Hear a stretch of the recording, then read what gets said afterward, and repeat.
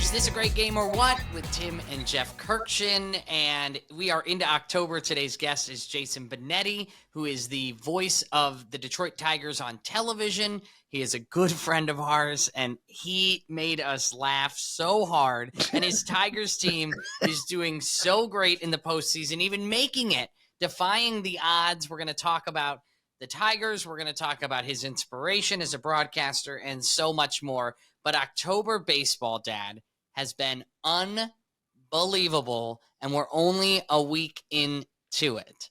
I had the opportunity to go to Game 2 of the NLDS in Philadelphia. I live right outside Philly. First time ever the Mets and the Phillies have ever met in the postseason, which is crazy. But the atmosphere in Philadelphia was unbelievable. Dad, the energy around this October is amazing. How many times have I told you in your life, there is nothing in the world better than October baseball? And what we've seen this first week of the postseason has been sensational. And your wife, Emily, I mean, she's not the greatest baseball fan, but it is growing on her. How did she enjoy that game? She had such a great time, but I have to give her a lot of credit because she has learned so much about this game. She looks at me in the third inning and goes, everybody's batting stance is so different. Like there's no right way to do it because everybody does it a different way. And I thought that was such an astute observation from a newish baseball fan, wouldn't you say? Yes, Jeff. And it's a reminder to all of our young coaches who are teaching our young kids how to play. Let the kid have his own stance, whatever works. The beauty, one of the million beauties of this sport is that no one would have swung the bat and set up like Stan Musial. No one else ever did that. And he's one of the greatest hitters of all time. So it's beautiful that Emily came up with that. And I just love this time of year, how this game grabs people and then keeps them forever. The postseason is so seductive, and now it's got Emily Kurkjian completely hooked on baseball, and that is what is so beautiful about it.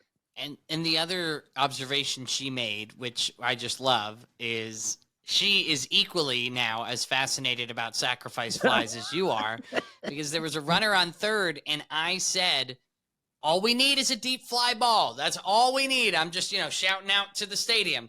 And she goes, that'd be pretty fascinating, wouldn't it? So she's in it, Dad. So well, I'm at the NLDS. You're covering the ALDS on the radio side of things in New York. You're there right now. Yeah, and game 1 of our series, Royals at Yankees, featured 5 changes in scoring. First postseason game ever that had 5 lead changes in the same game. And they happened in consecutive innings. So the last game of any kind, regular season or postseason, to have 5 lead changes in 5 consecutive innings was the Yankees and the Mariners in 1995, Jeff. Wow. This is why the game is so great, especially in October, is that things happen and we hear, well, that's never happened before in a postseason game. And it happens like that in every postseason. And it happens almost in every postseason game. And that's what's so beautiful about baseball in October.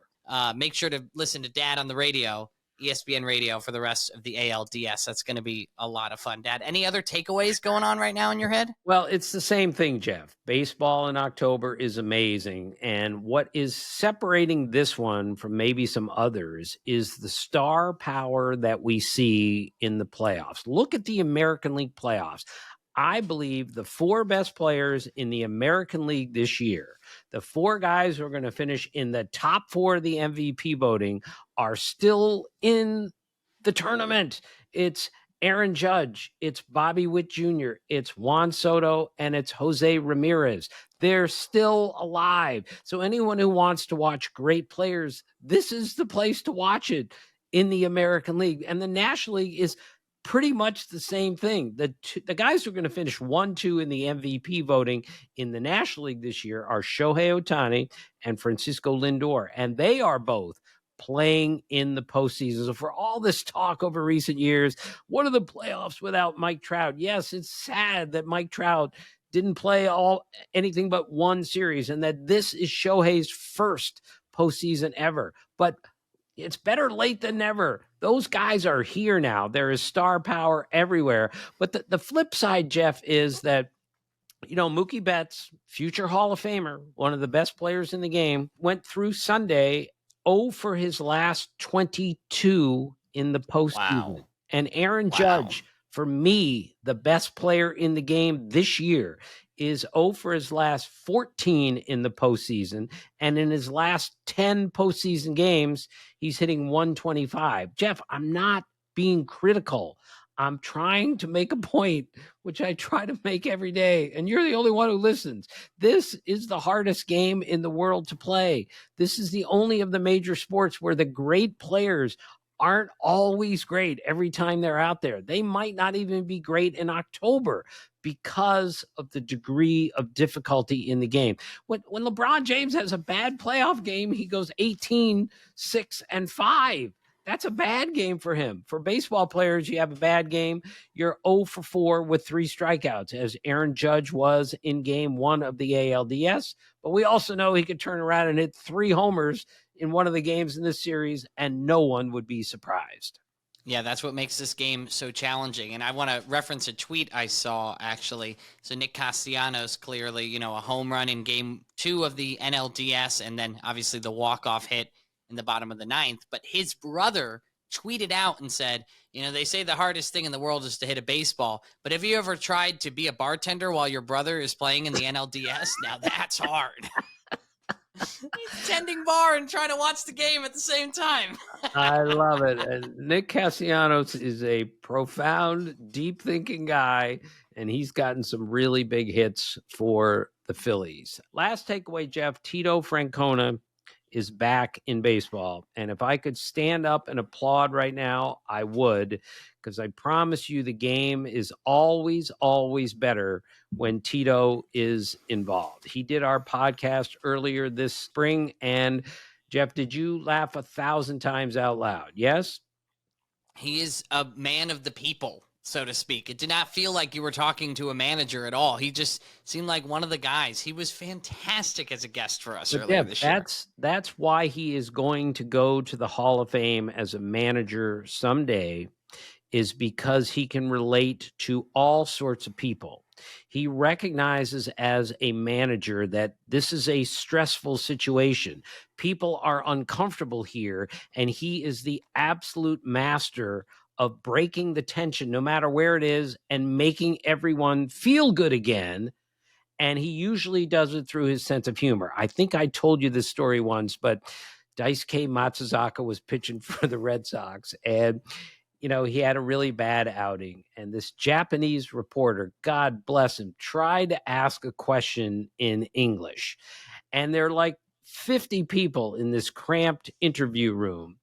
And the guy is just stumbling on every word. God bless him. He's trying so hard.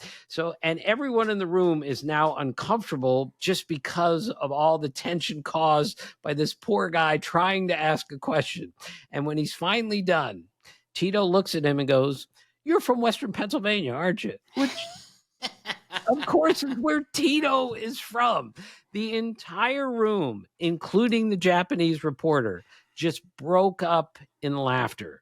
And that's what Tito does as a manager. He senses where he can step in and make people more comfortable, no matter who the people are, but mostly it's his players. I got an uncomfortable hitter, an uncomfortable pitcher here. I'm going to go make him feel better, and then he's going to perform better. That's why the Reds won enormously by hiring Tito Francona to be their manager. We thought we would bring together a new segment called 8 Men In. Playoff, obviously, on one of our favorite movies, 8 Men Out.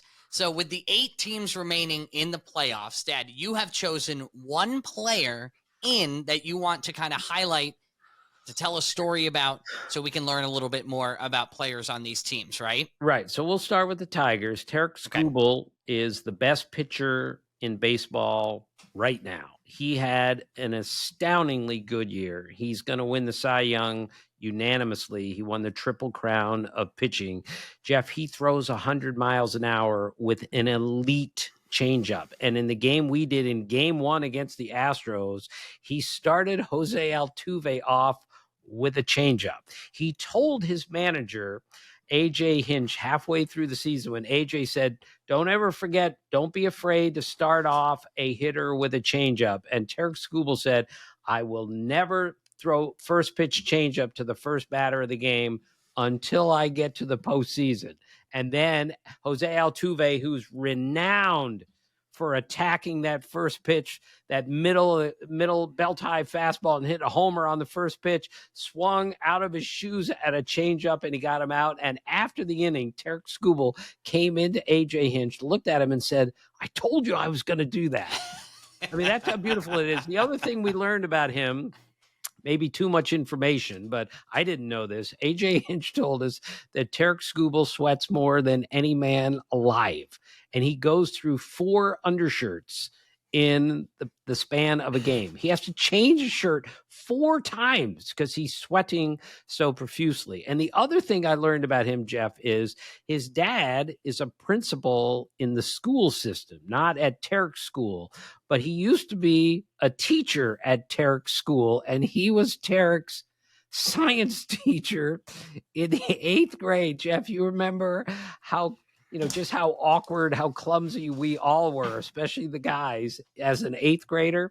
And he said his dad would look at him and know, my son is not paying attention. So I'm going to call on him in class and say, all right, Tarek, what's the answer to the question? Knowing that he didn't know the answer.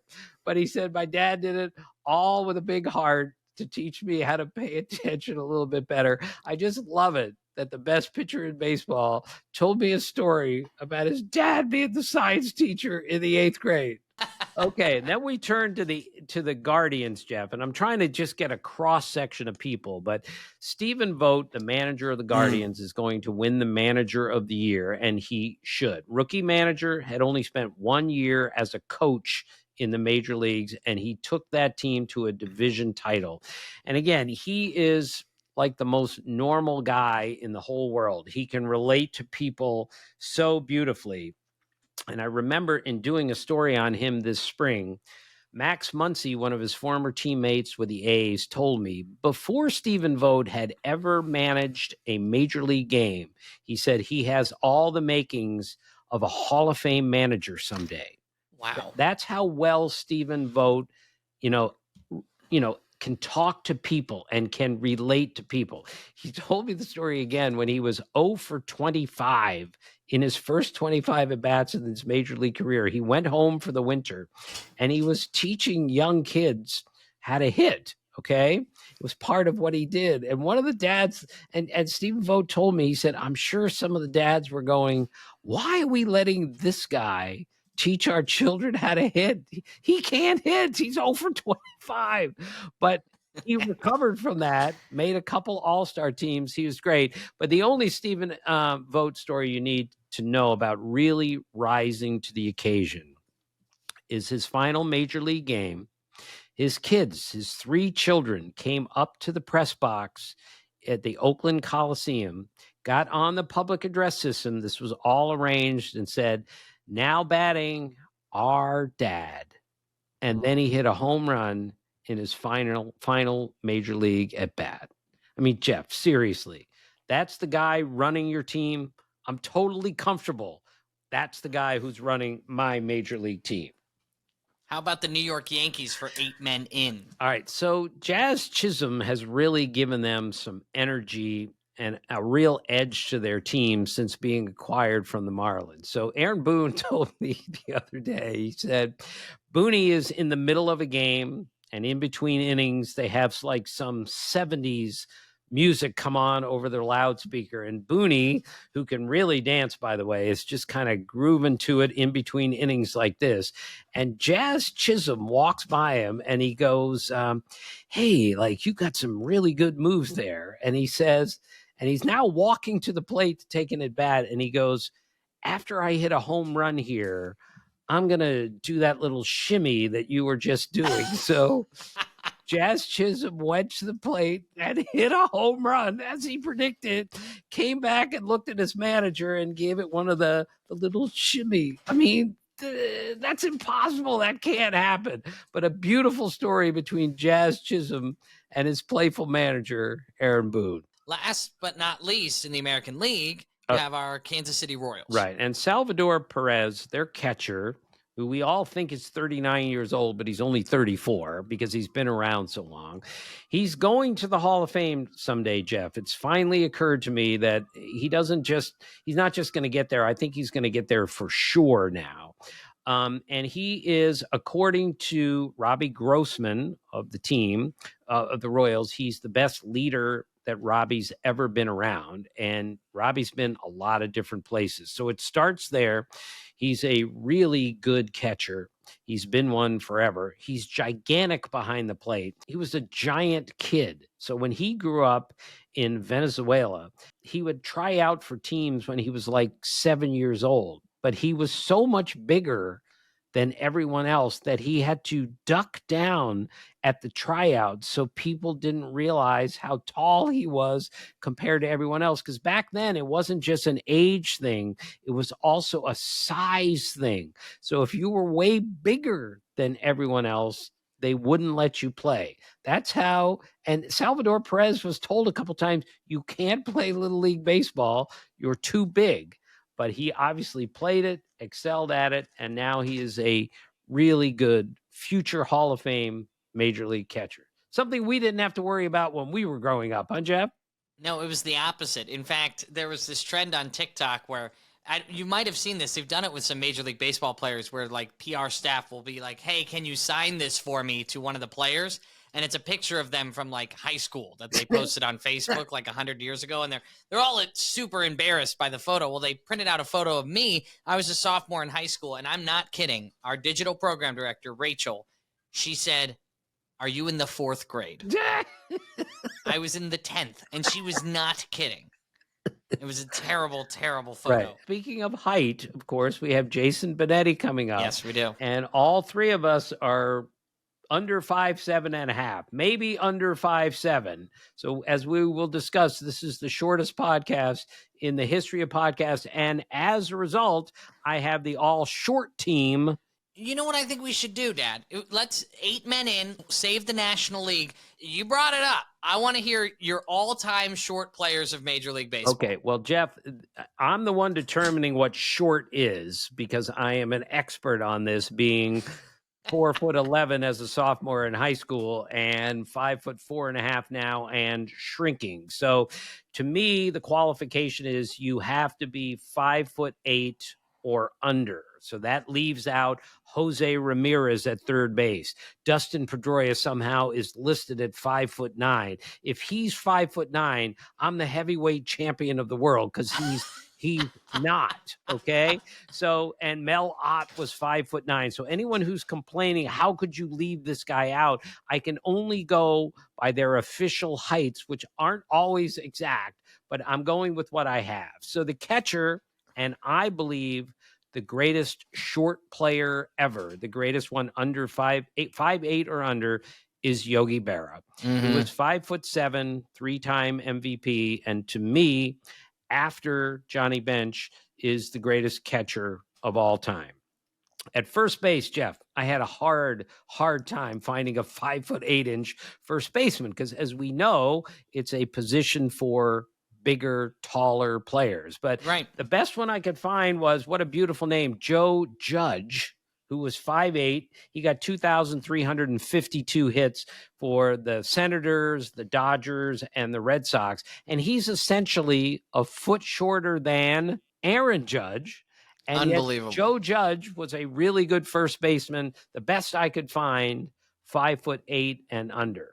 Second base, we're going to have to use two because I can't leave one of them out. Joe Morgan is the second greatest short player of all time. Joe Morgan, 5'7" second baseman, won the MVP 2 years in a row in the National League, and is certainly one of the three greatest second basemen of all time.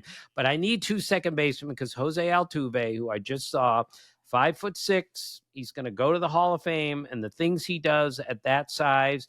Told you that Alex Cora told me several years ago, pound for pound, Jose Altuve is the strongest player in baseball, and he weighs 165 pounds. Just another reminder, Jeff, this game is open to all shapes and sizes. It's wonderful. And my third baseman, I had trouble finding a third baseman. Jose Ramirez would be perfect because of everything that he's done with the Guardians, but he's listed at 5'9". So I had to go to John McGraw, who's one of the 3 greatest managers of all time, but played third base in his prime, got over 1,000 hits.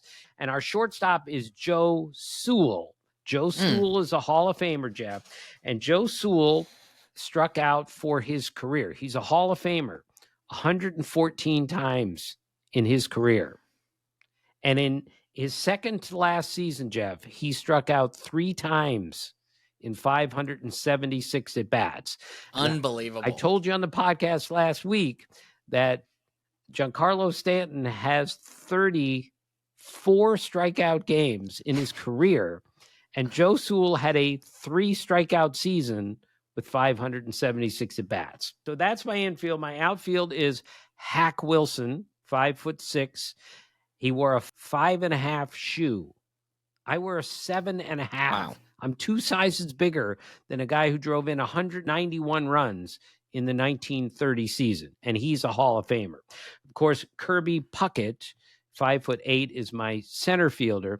And Jeff, we talked about Kirby Puckett and what a great leader he was. Randy Bush, former teammate of Kirby Puckett with the Twins, once told me the best 30 minutes of every day when you're on the Twins is when the clubhouse door is closed, all the media leaves, and from 6:30 to 7 o'clock every night, Kirby Puckett walks around that room and gets everyone ready to play a major league game. That's what great leaders do, and that's who Kirby Puckett was. He left us way too soon.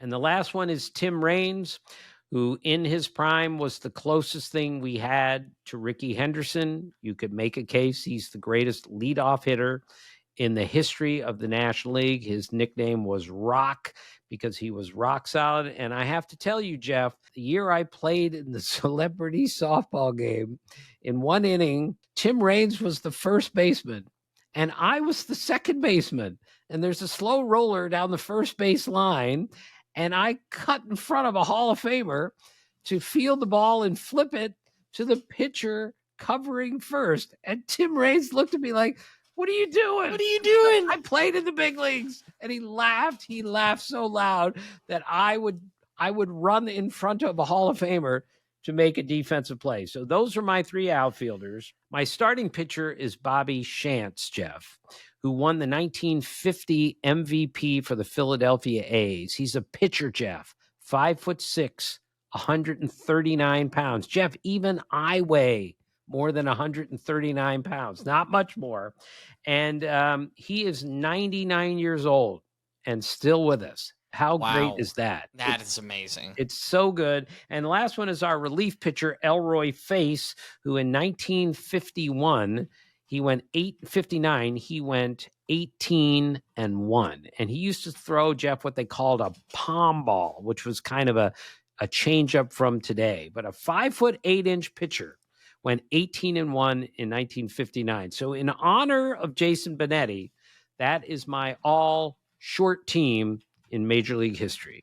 Well, let's wrap up our 8 men in, Dad. Thank you so much for doing that. We move on to the National League. We start with the Philadelphia Phillies. Right, and your boy Bryce Harper just hit his 17th postseason home run. The only National League players that have more postseason home runs than Bryce Harper are Albert Pujols and Harper's teammate Kyle Schwarber with 18. And never forget, Jeff, 2 years ago when he hit the home run against the Padres to get the Phillies into the World Series, essentially.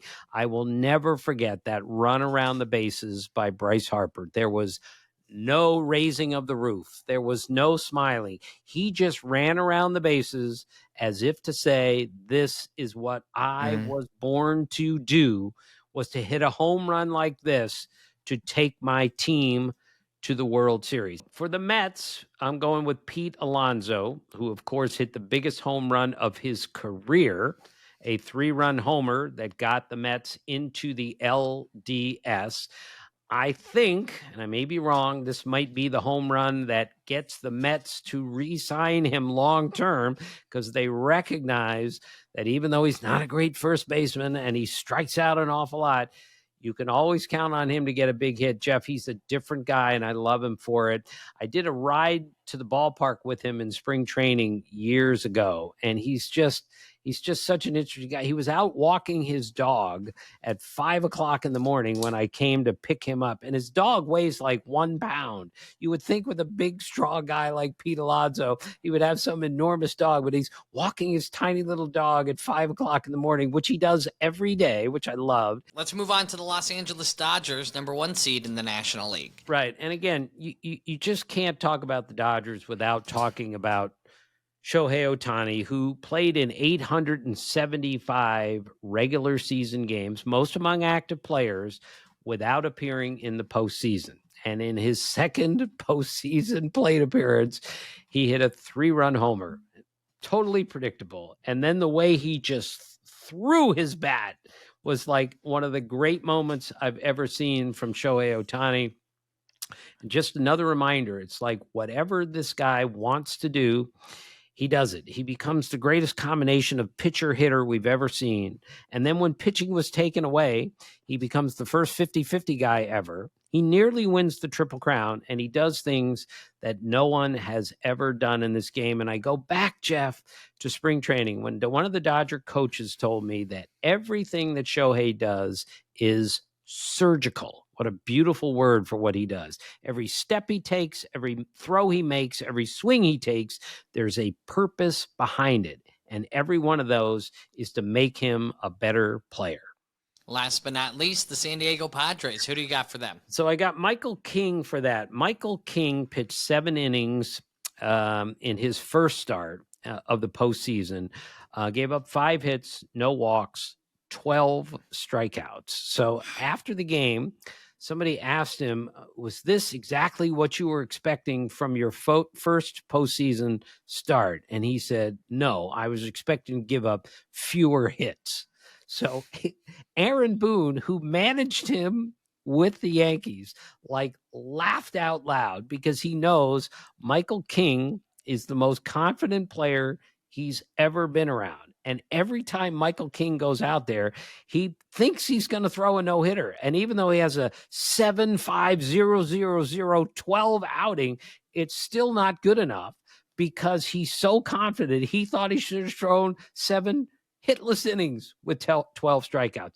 That's who Michael King is, and that's why the Padres have a real chance in this postseason. They have really good starting pitching, but Michael King's going to go out there and face no matter who it is, no matter what game it is, thinking, I am going to dominate this because his confidence is so far off the charts. Our friends at Stratomatic, the market leader in sports simulations, every single week for the past couple months, we have had them simulate something that's been going on, whether you suggested it or we came up with ourselves. But this has been such an exciting October, Dad. And you said at the beginning of all this, before the wild card round even started, all 12 teams really have a chance to win. I mean, you could make an argument for all 12, and that's not the same every single year. So we decided to take, for the division series starting just a couple days ago, before it even started, they ran a simulation on who is going to win the World Series with the 8 remaining teams. And I'm going to run through each series quickly to get to our simulated World Series champion. So they have the Cleveland Guardians beating the Detroit Tigers in 4 games of the DS. They have the Kansas City Royals beating the Yankees in 5 games of the DS. Interestingly enough, New York taking the first 2 games and then Kansas City winning the next 3. They have Philadelphia beating the Mets in 4 games. The Mets took game 1 in their simulation. The Mets took game 1, and then Philly won the next 3. And then they have San Diego beating the Dodgers in 4 games. LA took game 1, San Diego to win the next 3, according to the simulation. We move forward, Dad, to the ALCS. Kansas City in 7 games takes down Cleveland. And this is the real shock, Dad. San Diego sweeping the Philadelphia Phillies to make it to the World Series. And then, according to our friends at Stratomatic, Kansas City in 6 games beats the Padres, winning the 2024 World Series. That is amazing. And again, it speaks directly, and we don't know if they're right or not, but they ran it, and I'm not shocked. Nothing should shock anyone from the 2024 postseason, because that's the way baseball has been played this year. The Royals, of course, have not won the World Series since 2015. But before that, of course, the last time they won was 1985. And they also won in 1980. Well, the Phillies won in 1980. But I was talking to George Brett the other day. This was so great. George Brett, one of the great hitters of all time, the greatest Kansas City Royal ever. So he had a famous homer off of Goose Gossage in 1980 into the third deck at Yankee Stadium. And I was talking to George about that the other day at the batting cage. And he goes, I can't believe that was 44 years ago that I hit that home run. And he looked at me and he goes, I bet there are a bunch of coaches on our team, because George still works for the Royals, he said, who weren't even alive when I hit that home run. And we went through the list of coaches, and like most of the coaches hadn't even been born when George Brett hit that home run at Yankee Stadium. And there I am sitting at the batting cage talking to him about that homer. It was just priceless. Just another reminder, Jeff, how important the history of the game is, that George Brett, who is the greatest Royal ever, hits that homer and then regales people as I tell them, tell us about the homer off of Goose Gossage. Today's guest is Jason Benetti, the TV play-by-play voice for the Detroit Tigers. The Tigers, obviously, that heroic comeback in the regular season. And I'm rocking my Syracuse shirt in celebration of my fellow Syracuse alumni as a guest here today. Love it. Jason Benetti, go Cuse. All right, well, let's throw it to Jason Benetti. We have a great time with him. Don't forget to follow and subscribe, share the podcast with your friends. Jason Benetti's up next. Welcome back to Is This a Great Game or What? And our special guest this week is our dear friend, Jason Benetti, who is the voice, at least the TV voice, of the Detroit Tigers. Jason, I've got my own podcast with my son. How great is this? It's a great podcast, or what? One of the things that I really miss about being at ESPN is getting to do the one-off game here and there with you, where we get to talk about your notebooks and your writing implements and your unbelievable height and just so many other topics that people care deeply for. Right. Well, speaking of height, this has got to be the shortest podcast ever. Jeff, what are you, 5'6"?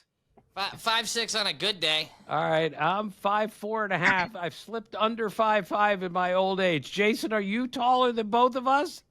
For the first time ever, I'm the tallest person on a podcast. Oh, we love it. Now, it's so Jason, great. We have so much we want to talk to you about. We obviously want to talk about the Tigers, which I believe to be the most exciting story in the postseason. But we're going to get to that in a minute. I want to ask you, because my favorite movie of all time is Anchorman. And I want to ask you about the sketch that you guys put together. That was during COVID, right? Where you instructed my dad to play one of the greatest comedy characters of all time, Brick Tamblyn. I Love Lamp. Tell me about how this whole thing came about. Yeah, I thought it was going to rupture our friendship for good, and I still think it may. So I was sitting around at home, and I thought, you know what would be funny? You know what I miss is talking to other sports announcers. So I wonder, what if we got a bunch of sports announcers to do scenes from movies? So Len Casper, the then TV voice of the Cubs, now White Sox radio voice, and I reenacted the Phil Connors meets Ned Ryerson scene from Groundhog Day. Needle nose Ned, Ned the head. That one's a doozy, right? So we do that. And then Dan Bernstein, local radio guy in Chicago, sports talk host, and I did a scene from The Princess Bride. And then we got Dan Dockich to do the courtroom scene from A Few Good Men. But that's only just because I wanted to yell at Dan Dockich. You can't handle the Handle the truth. truth. Right. I just like yelling at Dan Dockett. So then, we started doing multiple character scenes. So Mike Hall and Robbie Hummel and I did a scene from Talladega Nights. And then the brilliant idea came upon us that we should do Anchorman. And who fits the part of Brick Tamlin, vacuous, lack of information, sportscaster, than Tim Kurkjian? You are the very opposite of Brick Tamlin. You don't love Lamp. You love Tony Gwynn's back. And then, the phone call started. So we got Dan Schulman to play Anchorman, Ron Burgundy. And then his son, Ben, who wasn't even in the sportscasting racket as yet, played, I believe it was Brian Fantana. And then I played, I think, Champ Kind or whatever. And then you, Tim, you played the great, weather forecaster, Brick Tamlin. Jason, how many times did I tell you I'm not doing this? This will be the stupidest thing ever. And you coerced me. You talked me into that. How did you do that? I think Jeff had a part in it because Jeff loves the movie.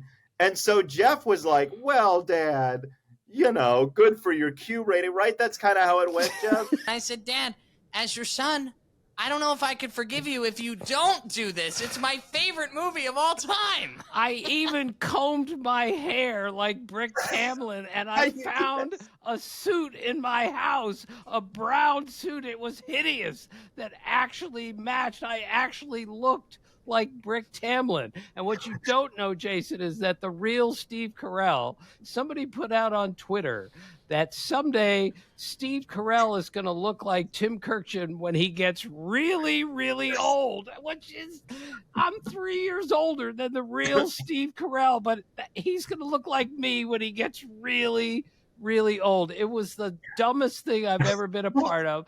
I am practicing my lines and I'm thinking, I love Lamp. What does that? I don't even know what that means. It was so bad. It's brilliant script writing and it's comedic genius, and you nailed all the marks. And honestly, sportscaster scenes got renewed after that. And what ended up happening as a jumping off point after that, Ken Levine, the Cheers writer, Ken Levine, he became a Mariners announcer and an Orioles announcer. He saw that. He saw a couple of the sportscaster scenes, but he saw that one and he said, you know what? I think I can get George Wendt to do Norm for a table read of Cheers. So we got like 10 people together. I played Frasier, Chip Carey played Sam Malone, Susan Waldman played Carla, and we did full table reads of Cheers episodes after that with George Wendt as Norm. You have not lived until you've seen Dave Fleming as Cliff Clavin. It's a dog-eat-dog world, and I'm wearing milk-bone underwear. Oh, my God, George Wendt.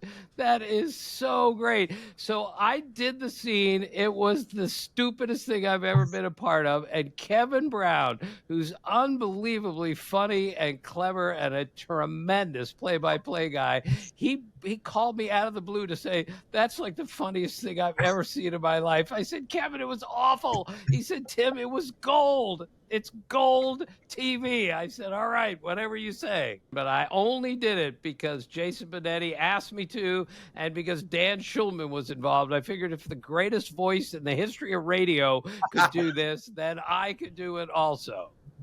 Well, I want to talk about something that Jason does that I've heard is iconic. Jason, I have heard you and I are Syracuse guys, and my dad pretty much is an honorary one after sending 2 children there, so he's pretty much in debt to them forever.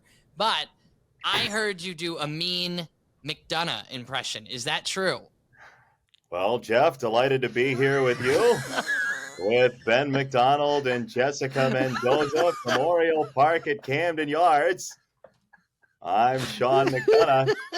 The thing about it is I love Sean dearly. He's been unbelievable to me. And so I'm always concerned people are going to think I'm making fun of him. I love his voice. It is so iconic. And evidently, according to my sources at that series, he walked in to maybe Kevin Brown's booth, and he said, how do you pronounce Heston's last name? I'm just double checking, and Kevin says, Kurkjian, silent J, and Sean goes, that's what I was hoping for all those games with Billis, silent J. Jason, that is perfect. I was the dugout reporter for Sean for 4 years with Booty and with Rick Sutcliffe. You sound exactly like him. Now, don't be humble here. Who else do you do really well? Give us somebody else that we all know. So, the cartoon character Droopy Dog? Yes. I'm sad. Hello, you happy people. He's always standing there like waving the flag, right? Yeah. And he's like, what floor would you like to go to, sir? So there's that. There's Chris Kelly, the Sports Center voiceover guy. Of course. So Sports Center brought to you by Applebee's. Cookie crisp encrusted chicken. Only at Applebee's. It's always like a really heavily Americana-infused dish. Like it's some ridiculous thing he's got to narrate. The night I was walking through an airport, a guy tackled me. He didn't even say hello. He says, I've seen you before somewhere. Don't tell me where I know you from. I know you from somewhere. You work at Applebee's, don't you? And I no, What? I don't work at Applebee's. And my cousin Amy, after hearing this story, got me a polo shirt from Applebee's with Timmy written on it. Every once in a while, I just wear it. One day, I'm going to wear it into Applebee's and order a chicken crusted, whatever it is. That is glorious. Yeah. Who had the chicken wonton tacos? Right. There's the spinach artichoke dip. And somebody guaranteed somebody will be a huge baseball fan and they'll say, wow, Tim's fallen on hard times. He's working at Applebee's. Well, Jason, speaking of Rick Sutcliffe, you worked with Rick Sutcliffe several times, right? And he's a foot taller than you. He's more than a foot taller than me. And he doesn't mind reminding you how much taller he is than you. As he always says to me, he says, Timmy, you're always the first one to know when I fart. That's what he used to say to me. Like before every broadcast we did, after 100 of them, I said, son, I've already heard the joke before, so don't worry. That is typical Rick Sutcliffe, but he picked on me mercilessly because he's my friend and he's a great teammate. He must have gone after you a million times for being really short also, correct? Okay, so this actually just happened. Well, first of all, back to the first time he and I worked together, he referred to me on air as a one-day rental, which was very nice. So he comes up to the booth. We're in San Diego with the Tigers. I'm there with Dan Petrie in early September, and Sut comes up with his grandson. And he introduces me and we talk and he says, love you, man. I miss you and the whole thing. He goes, hey, do me a favor. I want to send a picture to Scott Harris from the Tigers. He goes, will you stand back to back with my grandson? Jason, I'm sorry. I could beat that one. I was in an elevator with Sut. There was a woman there with her daughter who was in like the 3rd grade, and he put me next to this little girl. The mother was mortified. These total strangers in an elevator are having a height off between a 62-year-old man and a 10-year-old girl. It was awful, and it was typical Sut. He is really my most likely friend to jump in a river. Right.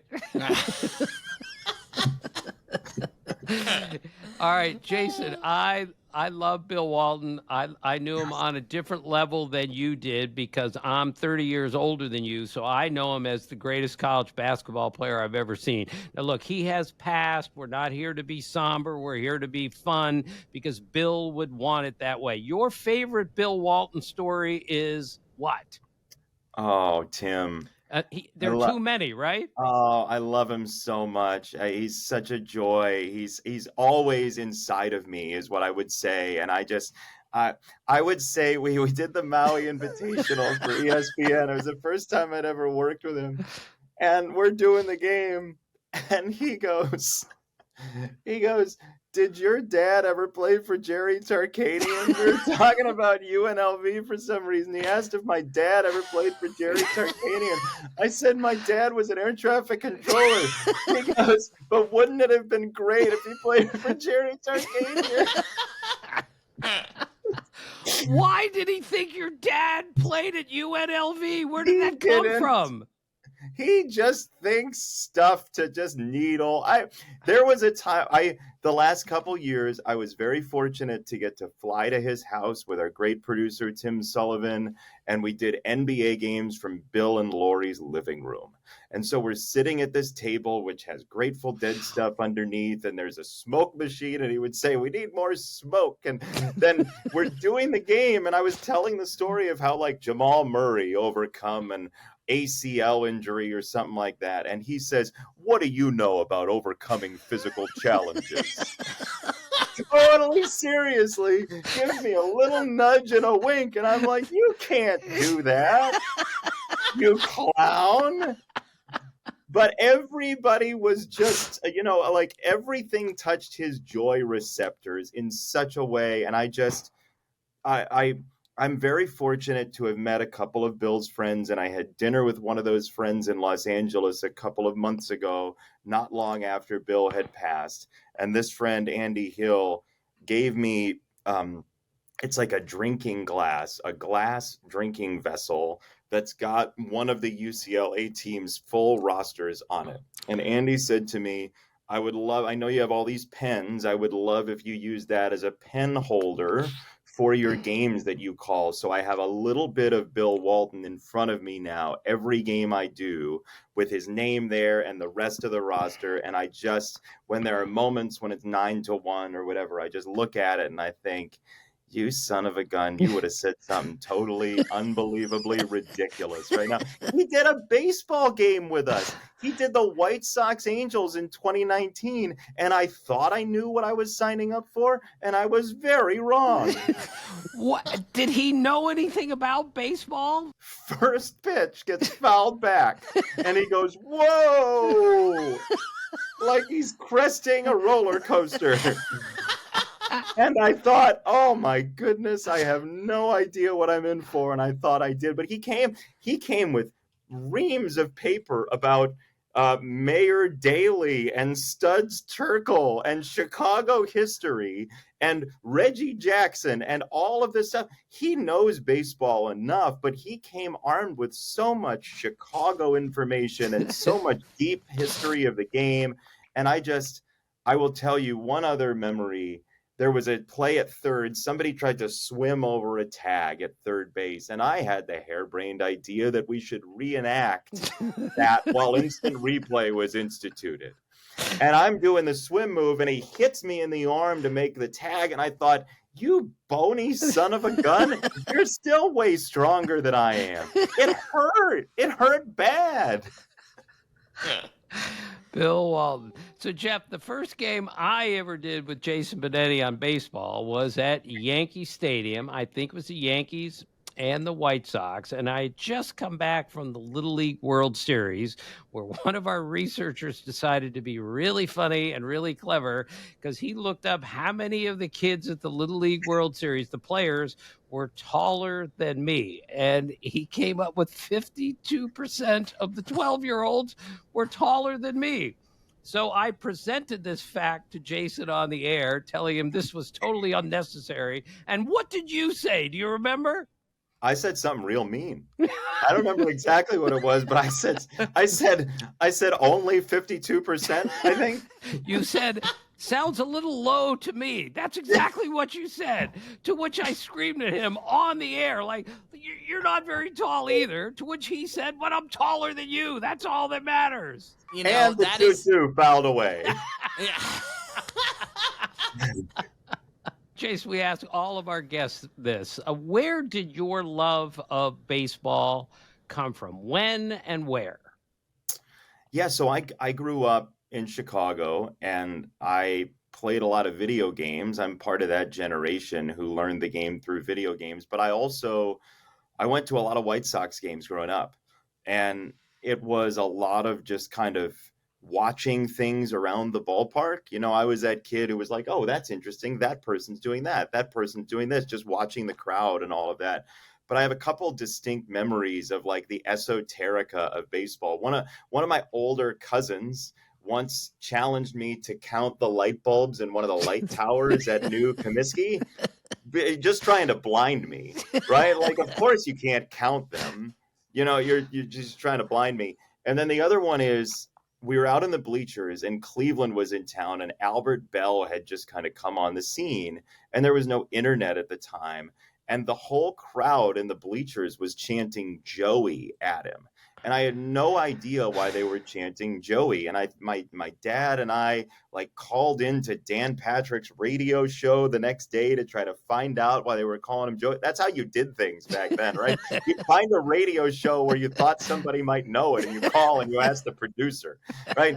And it turns out it's Albert Bell's real name. They figured out that his real name was Joey. But those curiosities, I think, dragged me to baseball. And we were there a lot over the summer, and I would play video games and kind of memorize and learn. And there was a computer game called Front Page Sports Baseball where you could build like a dynasty team. And so I kind of got into the whole general manager thing through that as well. So it was a combination of video games and then just like watching every night, being at the ballpark, and just having a mind that kind of wanders anyway, as the people who don't like our telecast will say, like, stick to why doesn't he talk? He's talking about the cotton candy again.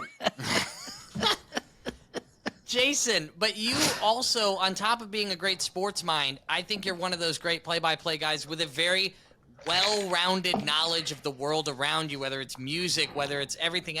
Like, I loved Whose Line Is It Anyway growing up, and that's where I got my improv love of kind of talking off the cuff. How did you get a love of music and other things? Yeah, I was a huge fan of Saturday Night Live. There it is. Stand-up comedians in general, like George Carlin, Robin Williams, Dennis Miller, more recently John Mulaney. But those guys and their deliveries, and like Norm Macdonald, who I got to meet before he passed, Really? Which was a very, very fortunate circumstance. So we're Bart Fox, the basketball producer, and Robbie Hummel and I had done a basketball game in Columbus. It was very early 2020, before the pandemic, and they had to go fly somewhere. So I was sitting at Eddie George's restaurant alone, and Norm Macdonald comes walking in with a couple of like entourage members, whatever it was, right? And so he sits down, and I just say like, hey, I really do enjoy your work. And he's like, yeah, thanks for that. And then so we get to talk, and he asks what I do. We start talking about hockey. And we're just messing around. Sports is on. We're just talking like people. And in the middle of this conversation, no joke, guys, Norm Macdonald says to me, hey, you remember when they caned that kid in Singapore? And I go, yeah, actually, like it was kind of in my wheelhouse at my age. Like Michael Fay, I think was his name. He goes, yeah, that guy, you think they're still doing that? And I go, Norm, I have no idea. I have no clue. He goes, because I got a little bit of a weird nephew, and he's in Singapore. You think they're gonna cane him? And that was it. Then we went back to hockey. So guaranteed he was trying out a bit or something. So like when he passed, I Googled Norm Macdonald Singapore, Norm Macdonald caning, Norm Macdonald everything, and I never found the bit, but he was just such a creative mind that he just figured, see what this guy thinks of this Kanan bit. Yeah. Jason, you talked about Chicago and the White Sox. Who was your guy? Was there one player that you especially liked on those White Sox teams? Robin Ventura. Oh, actually, I was a huge Robin Ventura fan. There were a couple games. He went on a run where he hit a bunch of grand slams. Yeah. And I happened to be at one or two of those. And I loved the batting stance. Like I would emulate the batting stance. I love the way he played. He was always the guy that got like slightly forgotten because of Frank. but Robin was a hero. And then I got to cover his teams when he was the manager very early in my White Sox tenure, which was a thrill. I think he hit 14 grand slams in his career, which, you know, he was a good hitter, but he didn't hit enough homers to have 14 grand slams. Right.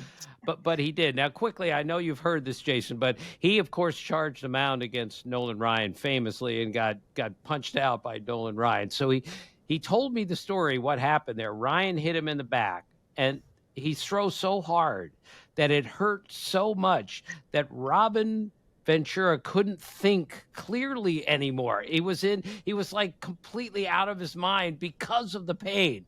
So he runs to the mound, not even knowing what he's doing. He gets halfway there and he goes, "What am I doing? I'm charging Nolan Ryan." But he said it was too late. You can't turn around once you've gone halfway there. You have to go the whole way. And he said, then I went there and he punched me in the head about 10 times. But Robin Ventura has one of the great dry wits, one of the great sense of humors ever. You must have seen that, Jason, many times.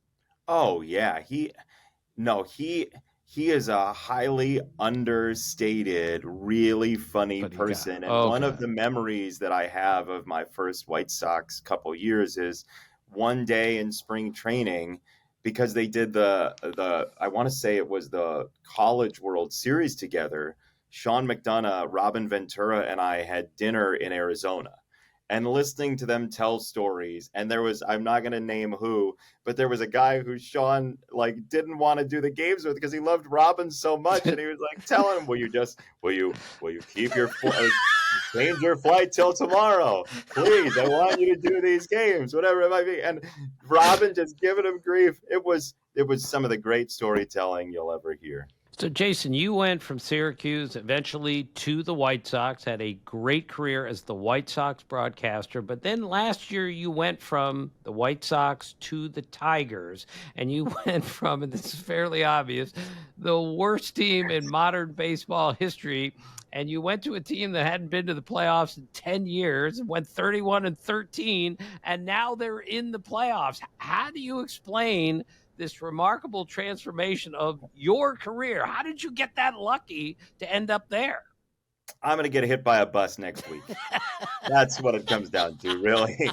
I was very fortunate that there was an opening with Detroit and that they had interest.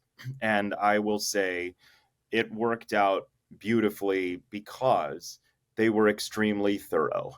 I had so many meetings, I had so many interviews, and I would have it no other way because I got to meet, I would say 10 to 12 people within the organization just in the interview process. I had dinner with Scott Harris, Jeff Greenberg, and AJ Hinch just to talk about my job and how I do it and how I'd cover the team and all of those things, but also just to talk baseball. And, you know, Scott Harris is one of the most curious people. AJ Hinch, Jeff, they're all the same. They're very curious people who just want to ask what you think to try to distill their problem with even more information. And I guess what I'm most proud of is that, you know, after 8 years of doing a team, you can kind of get really cinched up with that team. It can be just either you do that team or you're not doing a team. You know, you become synonymous with that team, but nobody really wants to be a one-hit wonder. I think that's the fear of a lot of creatives. And to have the Tigers have 8 years of my shenanigans, 8 years of tape, and they could have watched any 5 seconds of it and said, you know what, we're going to go with either a known commodity we like more or an unknown commodity because this kind of played out and it's attached to Chicago. But I'm really thankful that the Tigers were there because they think about things in the sort of forward thinking, kind of esoteric, let's be highly creative. You know, the way AJ Hinch structures his bullpen and the opener and everything that he does is kind of the way, and it's not about me, but you guys know me well enough. Like, as somebody who lives with a disability, I have to be a troubleshooter. I have to figure out how things are going to work, even if they don't look like how everybody else does it. Well, that's the perfect spot for me, is somebody who's going to use their brain, not just go based on everything that's been done before, just use their brain, deconstruct the problem, reconstruct it, and move forward. I understand that viscerally.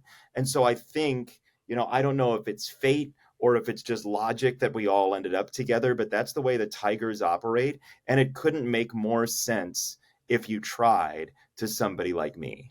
And that was what I took away from doing the 2 games in the wild card series, Jason. I had an idea of this, but it was really hammered home. It's just how unpredictable the Tigers are. You just can't figure out what their lineup's going to look like today, what their bench is going to look like. When is AJ going to bring Kerry Carpenter in to hit? And you have zero chance of figuring out the entire pitching staff other than Tarek Skubal. Their bullpen is a free-for-all. As AJ called it multiple times, it's just pitching chaos. But again, Jason, you just said it. It is right up your alley, correct?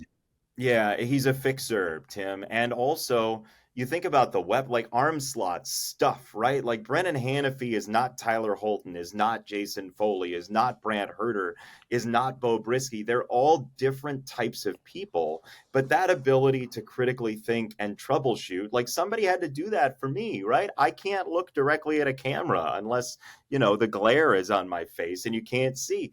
Somebody had to take a chance.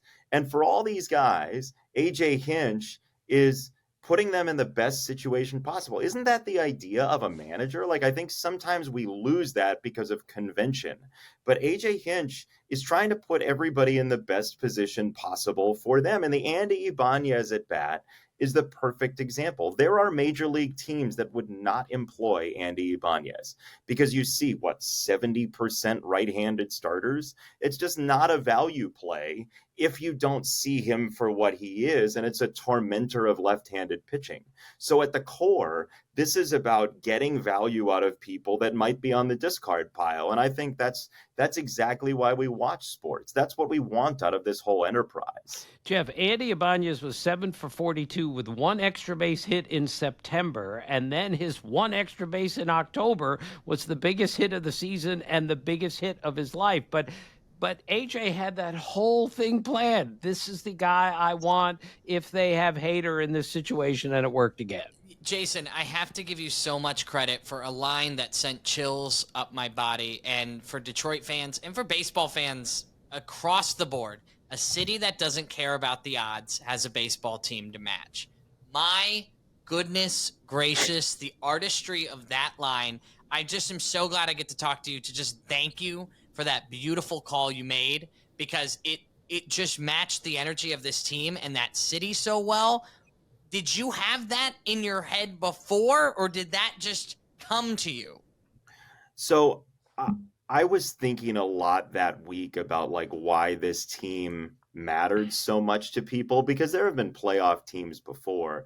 I didn't have the exact formulation in front of me in any way, and I wasn't going to say anything about the big picture if it didn't matter. But as I was thinking about the way this team came back, and they did it again in a game that I think they would have lost in April or May. They were sleepwalking. It was 3-0.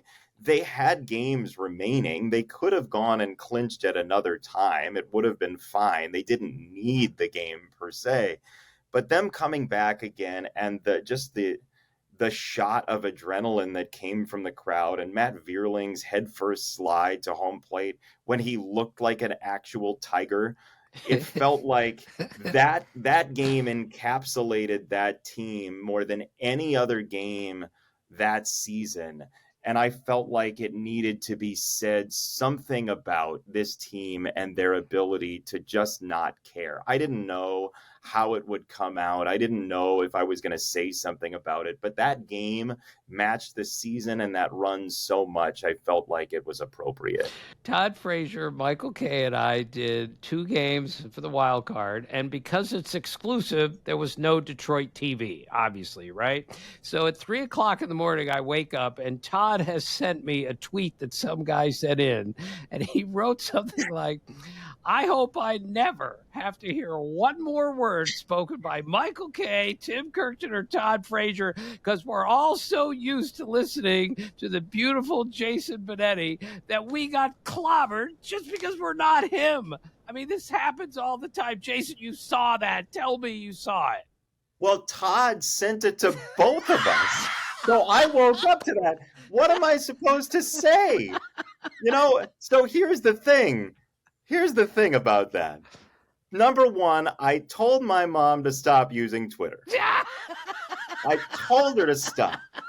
And then number two, when I woke up, I pictured Todd Frazier saying, "Yo, big dog, you're not going to believe this tweet, big dog. It's unbelievable." And reading it in his flabbergasted Tom's River patois made my week. That was a very good Todd Frazier. He calls me big dog all the time. No person on earth should be called big dog less than me. It's ridiculous. Todd Frazier was on the White Sox in 2016. Right. So I got to know Todd with the White Sox when I was covering the White Sox. And the White Sox staged a cornhole tournament, a beanbag tournament with fans of partnerships of two. And I just said in the clubhouse one day to Todd, I was like, "Frage, what do you think of us getting into the tournament and playing as a team against White Sox fans?" So he's like, "Yeah, big dog, whatever, big dog." So we decide that we're going to go up there and play. And White Sox TV shot a video. And I was so bad at it because when I played in the backyard, they were closer, right? But you got to really heave those things. And I'm a tiny little fella. And so Frage is like knocking him down. And he's eviscerating me. He's like, "You got to do better than this. It's unbelievable how terrible you are at this." And I'm like, "Bro, you just swung and missed at another slider."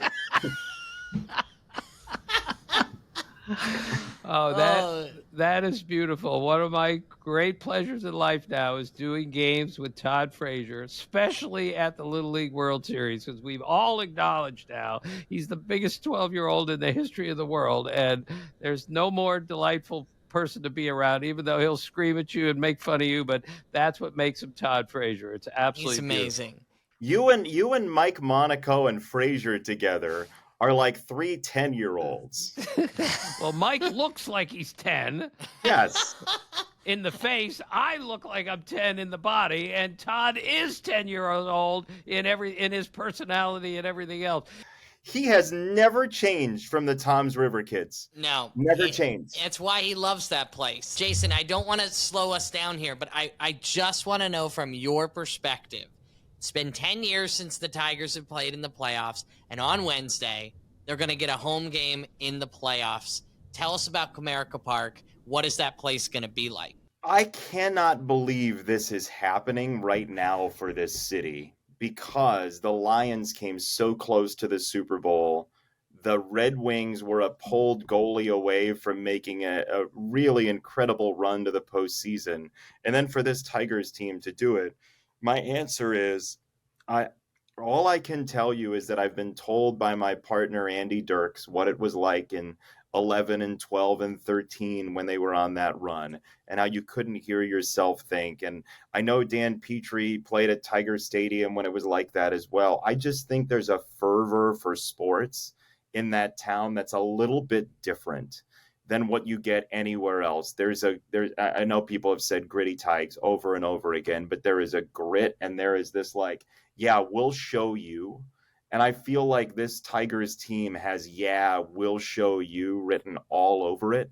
And I just hope there are some night games mixed in there because that place is bonkers at night when it's good. That crowd Friday night felt like a playoff game, and they were playing the 120-loss Chicago White Sox. It floored me. I haven't been to the World Series, but I got to do a couple of wild card games at ESPN, and I don't know that you get a much better crowd than one and done. Like the 2021 Yankees Red Sox game at Fenway with the odd send to third base and all those moments. That place was a window rattlingly loud, and so was Wrigley for Rockies Cubs in 2018, was it? And so I think this place is going to be an absolute madhouse, and I can't wait to see it. Jason, we could hold you here for another hour, but we're not going to do that because you have college football this weekend and you have NFL football game this weekend. I don't know how you do all of this, but I just want you to know how appreciative we are that you would come on today with Jeff and I. It's been an absolute treat, an absolute blast. And I can say this with all honesty. I love baseball. I love Jason Benetti, and I love Lamp. Yeah. Yes. Yes. I love you too, Tim Brick. I miss you. Seriously, I miss you. I miss getting to see you, and I miss getting to see you by proxy, Jeff. That's one of my sadnesses from leaving ESPN. Is I really do. I miss you guys. I miss being with you. I miss your scent, your musk. I miss your musk. Oh, Jason, thank you for joining us. Thank you, guys. Thank you, Jason Benetti, for being our guest this week. He's busy this time of year with NFL and college games, and so for him to take the time for us was really awesome. Now, Jason brought up Robin Ventura as the guy he watched growing up, the one that really got him into baseball. Do you have any other great stories of Robin Ventura, Dad? Well, I covered a game at Shea Stadium, and Robin Ventura, playing for the Mets, hit a grand slam, a walk-off grand slam to end the game. But because the game and the series ended with that, he stopped running after he got to first base because people were running on the field congratulating him. So it still goes down as a walk-off single, even though the ball went over the fence, because the only base that he accrued safely was first, because he never made it to second. But fortunately, everyone else touched the next base and the run scored and the Mets won. But instead of getting credit for a walk-off grand slam, he got credit for a walk-off single, even though the ball went over the fence. And the lesson here, Jeff, is anything can happen in October, which, of course, we're learning this October so well. Dad, I always love doing this show with you. Well, there's nothing better than October. The wild card round is great. DS is better. CS is better. World Series is the best. But all the rounds are fabulous. Dad, thank you so much. Good luck on the call. And to all of you listening, thank you for listening, and thanks for being a part of our family.